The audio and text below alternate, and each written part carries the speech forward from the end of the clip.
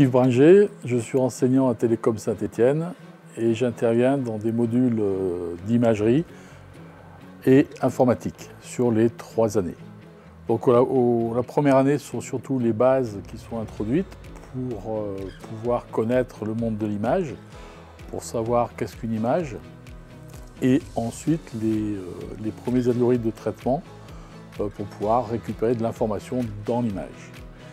Et sur les 2 et 3e années, c'est de l'approfondissement pour déboucher sur le développement de projets de A à Z, c'est-à-dire de la prise d'image, donc en trouvant le bon éclairage, en trouvant le bon optique, ensuite le traitement via la partie informatique jusqu'à donner un résultat. Donc tout ça nous permet aussi d'appréhender des projets issus du monde industriel, aussi bien du monde de la recherche que du monde de la production. Donc j'enseigne le traitement d'image. Donc traitement d'image, qu'est-ce que ça signifie? En fait, on va essayer d'extraire de l'information d'une image, contrairement à l'image de synthèse où c'est beaucoup plus artistique, on va dire.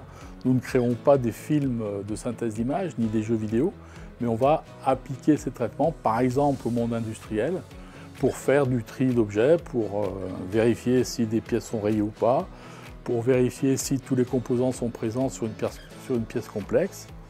Donc nous sommes ici dans une salle de projet où principalement ce sont les 3e années qui viennent travailler. Donc par exemple, vous avez un hexacoptère qui devrait être autonome, sur lequel nous allons fixer une caméra. Et le but, c'est d'avoir un engin complètement autonome qui va se déplacer sur le site et qui va répondre à des détections de cibles. Ça, c'est plus une voiture autonome, donc toujours pareil, on va munir la voiture de caméras et de capteurs pour qu'elle puisse faire un parcours complètement en autonomie. Ensuite, vous avez des convoyeurs qui sont issus du monde industriel, puisqu'au départ, ces convoyeurs servaient à trier des vendanges. Donc tri de vendange, vous avez des grains de raisin qui sont amenés sur le convoyeur et en fonction de la couleur, de la forme, ils seront éjectés ou au contraire conservés.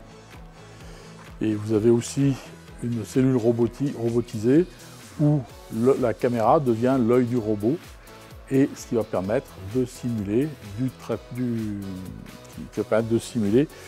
tri d'objets par les formes ou par les couleurs.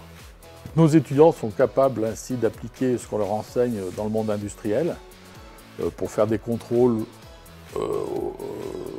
au niveau mécanique par exemple, pour voir si des pièces sont rayées, si les pièces sont bien percées, si pour plusieurs pièces sont présentes sur une pièce assez complexe.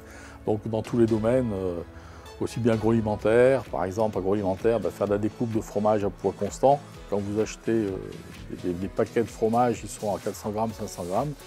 Tout ça, c'est fait par imagerie, cette fois un peu spécifique, c'est de l'imagerie rayon X, pour voir la présence de trous à l'intérieur et donc la densité, ce qui permettra de couper à la bonne dimension pour atteindre le poids visé. Ça peut être aussi dans le milieu biomédical, pour faire du traitement d'image sur des tests permettant de détecter des maladies, comme l'hépatite C, comme le HIV, ou alors faire du groupage automatique.